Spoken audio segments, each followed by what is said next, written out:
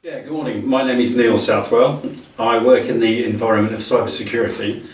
I work for myself, and I've worked for the past 38 years in the area of what is now called cybersecurity. I was in the military for 34 years. I worked in GCHQ, I'm working in the MOD, and I work alongside a lot of commercial enterprises. So I'm what is supposed to be called a cybersecurity expert, although that last term, expert, is a very, very high task. Ah. Can you describe yourself what cybersecurity is in simple terms? Cybersecurity is everything there is that you can possibly imagine to protect data in any form. And that's not just data moving between places A and B. It's also data at rest, data on your telephone, data on your phone, data on your camera, data in your fridge. In fact, anywhere where there's a memory of any information is what is now involved in the cybersecurity environment. And that's what people traditionally think about data. The other thing that's very, very highly important, is more interesting to me, is that people use data, and people are the biggest threat for cybersecurity, because a machine won't do anything nasty unless it's told to by a human being. So human beings also have a huge part to play in cybersecurity. Tell us about your major projects and jobs.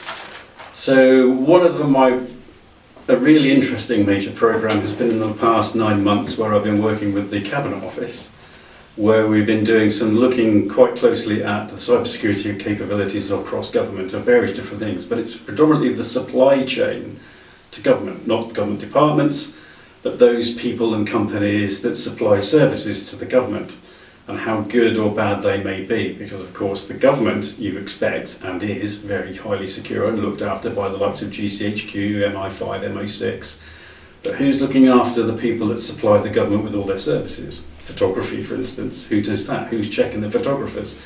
So what's happened in the past few years is there's a realisation that it isn't the machinery that's the problem, it's the support market mechanisms of the things that are doing stuff. So that has been a really interesting and ongoing programme. How did you get into this line of work? What training and qualifications did you do? So I joined the Royal Navy in 1974, and I stayed there, and I joined as a signaller, and I was a radio man in the Royal Navy. So as time went by, when I joined the Royal Navy, it was all high-speed Morse, and it was coding little bits of pads of paper into which you would then turn plain language, a sentence like the quick brown fox jumps over the lazy dog.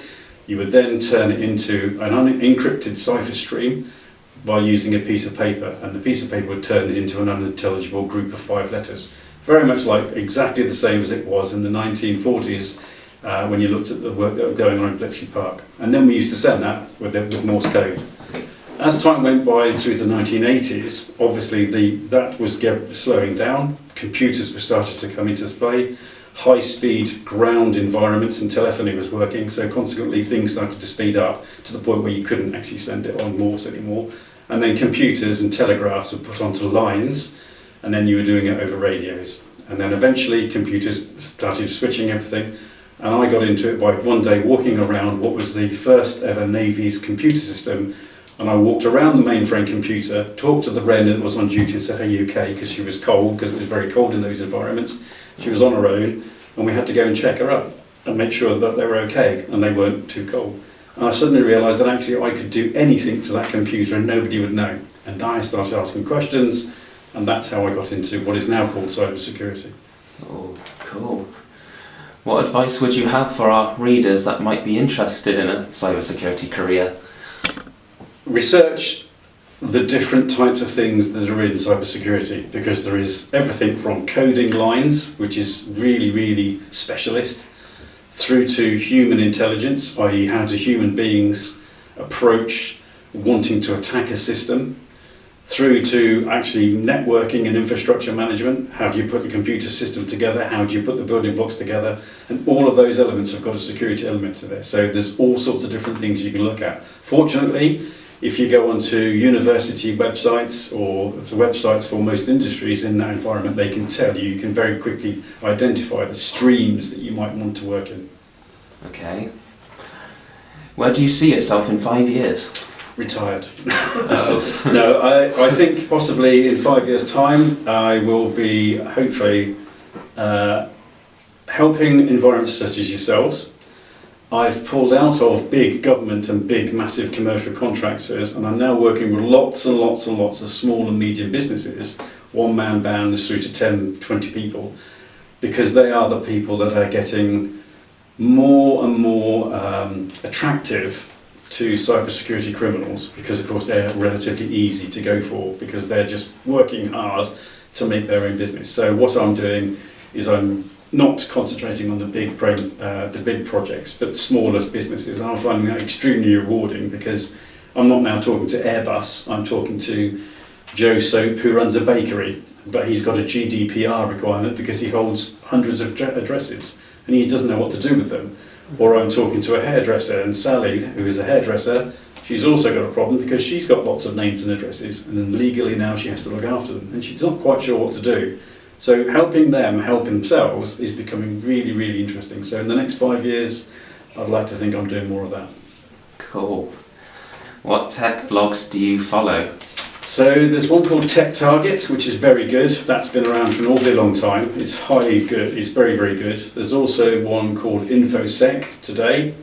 That is another one that's been around. And then there's a magazine called SC Magazine. That's online, but it's also printed. And those three are the ones I tend to follow because I know that they're very good. They're very well resourced. They have got a lot of historical input to them, and they haven't come and gone as a lot of the others have lately.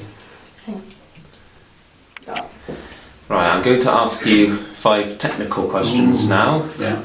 The first one is, what coding languages do you know, and how can people learn to code? So, interestingly, I don't know any coding languages. I know C++, I know Fortran and things like that, but that's very old. I don't necessarily need to understand the coding languages. I would work with somebody that does know coding languages very, very well, because actually that's a specialist skill that's so unique today, that, not unique is the wrong word, so specialised that actually you can't do everything. Coders are really important people because they need to make sure that their lines of codes are perfect. They need to check and recheck and everything else. And I can't afford, in my role, that amount of time because I look at everything else. I'm more a people person. So where would you go to learn that sort of technicals? You could do that in colleges of further education, and it's basically learning how to write games. Writing games nowadays is a really, really good way into cybersecurity coding, purely and simply because of the different variations of a game and the ways that you have to manipulate what the people see visually, and all the interactions of the characters that you're going to see have to be described in basically ones and zeros, bits and bytes. And if you understand that and how to manipulate the ones and zeros that make the characters move around on a game, that means you'll understand very quickly how a machine will interpret those things. And that's vitally important, because if you understand what the machine's going to do and what you want it to do, and you can write the code to do that, therefore you will understand better the environment, that how good or bad the code's going to be.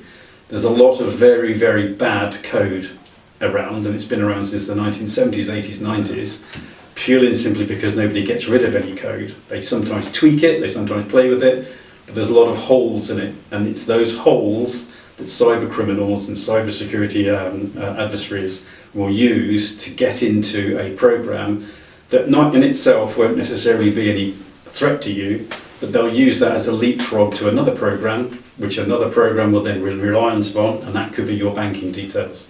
So that's how they do it. They don't go after your bank, they go after the things that support the bank. Lo and behold, we're back down to the supply chain. So coders, extremely important people. Best places to go to learn that is any educational environment whereby they're supporting games. GCHQ do hold coding practices for 14 to 18-year-olds. And there are companies like Kinetic and Airbus and British Aerospace that have got a training program for coding personnel in various different environments. And they're not all government focused. A lot of them are industry focused for banks, for the airline industry, which has to be very safe, as you can imagine, because they all run on fly-by-wire, which is all coding today. So there's a lot of scope for coders. Ah. What threat does social media present to young people, and how can they use it safely? Social media is nothing more than your ability to interact with your peers. And what you have to do is you have to realise that it's another method of phoning somebody or talking to them face to face. The biggest threat that social media poses is because it's anonymous or can be anonymous. And that means that people haven't got the strength of character or too cowardly to actually stand by their own statements that they might make on social media. That is the biggest threat. What you must always remember with social media is that it's just somebody else's opinion, and 9 times out of 10 it's complete rubbish. If you know who the person's that's sending your message and you know your friends are on there, you can read it. If you don't know who it is, don't be upset by the messages that you might see, because you don't know what these people are really doing it for. They might not even know who they're sending it to. So social media isn't a bad thing. It's very good because it keeps people in touch, and what's wrong with that? That's a good thing. Yeah, but don't believe that what you're reading and what you're doing with it is so intrinsic to your life that it's the way that you must see the world. If you don't believe something on the phone and you think your friend sent it, ring your friend, talk to your friend and say, hey, did you send this? And they'll tell you no, they don't. And a lot of the time it's used just to get at people because people are too cowardly to actually stand behind their own convictions. Yeah, that's where it comes from. Can you explain what a firewall is and what a traceroute is? So a firewall is basically a protection mechanism. If you can imagine, over here, my hand is the internet, and over here is the environment that you want to protect. A firewall is basically exactly that. It's a wall between the internet, which is lots and lots of different things going on, which are sometimes bad, between this side of the wall, which is where the good stuff is and where you want to be protected, and the firewall just stops the nasties coming in. How does it do that? It's basically set up nowadays to stop the common things to come through, but you can then tell it, I don't want the following things to come through. So if you didn't want Facebook to come into your network, you could block Facebook on your firewall. It's a way of blocking out the things you don't want to come into your network, and also what you don't want to come out of your network onto the internet. So if you've got some very specialised and secret stuff that you want to keep that's personal and you don't want it to go onto the internet, you can set your firewall up to say don't send this stuff out, and that's all in the firewall instructions and things like that. A traceroute is, if you can imagine a telephone system and everybody's got a telephone, there is a particular telephone number for each environment. So my phone has got a phone number, your phone's got a phone number, Of course. there's a desk telephone, they've all got telephone numbers.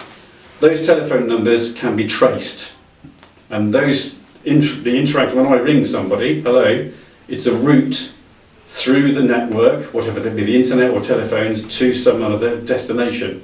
If that's a route from my phone over the network to another destination, I can trace that route back to where this came from, because this will be recorded on the network. And everything that these things do is recorded either on the phone, but definitely in the network. So Vodafone, EE, and all the rest of those things using a mobile phone are recording everything you ever do. Whether they can actually read it or not is irrelevant. But what that allows people to do is, if something goes a threat, you can trace it, and you can trace the route that it went from their phone or your computer or your desk phone to wherever. And that's what a traceroute is. A traceroute is a series of programs that traces the route of information. That's a good way of catching them in. How can we better protect ourselves on our home Wi-Fi and mobiles? So your home Wi-Fi router is a firewall. And what that is when you get it from BT or Sky or whoever, they set it up to the minimum necessary process to protect you from the big nasties and the internet. So most of the things that you don't want to get into your network are within your router. You can set them, you can log into them, and when you buy them or when you get them, they tell you how to log into them and how you can change the password. That's something you must always do. If you get something, change the basic password that's on there, because everybody knows what that is. So change it when you get it to something you can remember and your family can use. Those routers that you use are firewalls, and they're basically giving you access to the internet.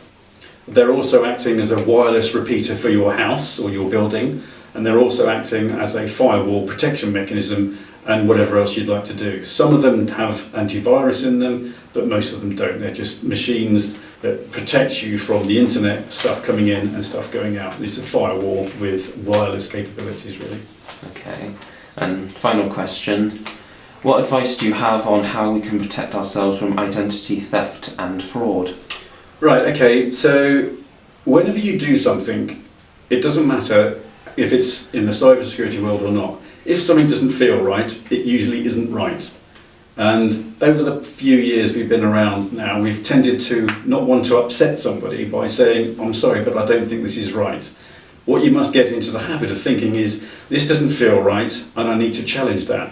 You might find that actually there's absolutely nothing wrong, and it's just somebody has explained something, or there's nothing untoward. But a lot of the time, the human being is still an animal and has always traced it back to its animal's roots. And we're programmed to react to things we don't understand. And when we don't understand something, or we don't feel something's right, we get a feeling, it's not quite right. And there's a, like they say, a feeling in your stomach, or your mind's telling you there's something not quite right here. If at that point, let's say, you question it, you stop. And that is your biggest protection mechanism. The other things you do is you can download onto these things, and these are basically computers. They're not mobile phones anymore, they're computers. Of course. You can put antivirus on them, you can put firewalls on them, put them onto your home computers, and then make sure that when you've got on there the ability to do automatic updates, that all that is turned on, because that's the best way that you can protect yourself. And then the machine just does it for you. But when it boils down to it, when you read an email, you think that's not quite right, or when you see something on your phone that you think, oh, that's not quite right, or you see something on the computer that doesn't seem correct, or you're web surfing something, if it doesn't feel right, leave it away, go away from it, leave it, okay? Or ask somebody, say, what is this? And if you think if it's supposedly come from somebody you know, and you don't think it's right, you can always ring them up and say, have you sent me this? And they'll either say yes or no. So use your instincts. Do not. Yes. Yeah? Because we're tending to ignore those, and that's not right. Okay, that's all the questions done. Well, thank you very much. Yeah, thank you as well. Have you got everything you needed there? Yes. Excellent.